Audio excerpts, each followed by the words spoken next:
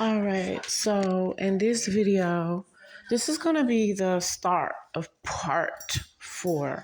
This is the start of part 4, segment 1. And what I'm going to touch on, oh,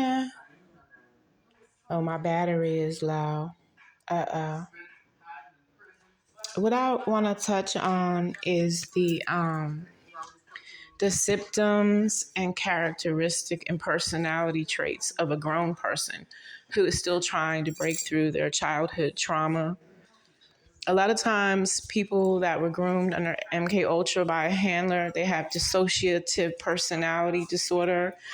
Sometimes they turn into a person who becomes a narcissist only because they fear for their safety deep down inside without realizing it, and they live in survival mode, and nothing is never enough for them, no matter how much money they have or comfort.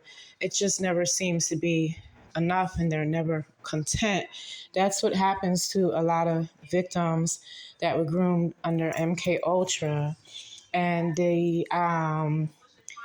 become narcissists, some of them, and they suffer from dissociative personality disorder, where they develop different personalities in a way to cope with what was done with them, because they're deep down inside, they're in denial that they were groomed and they don't understand it, or they just can't comprehend it.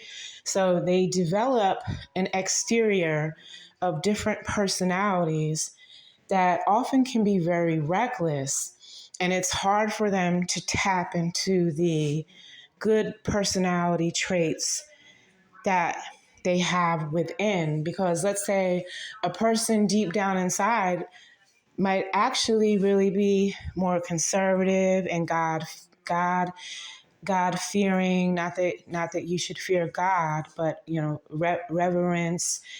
But it's hard for them to live in that type of reality where they tune in to the more pure side and more humble conservative side, or righteous goodwill of their personality. Because of the abuse, they often sometimes take on the characteristics and personality of the abusers who have abused them.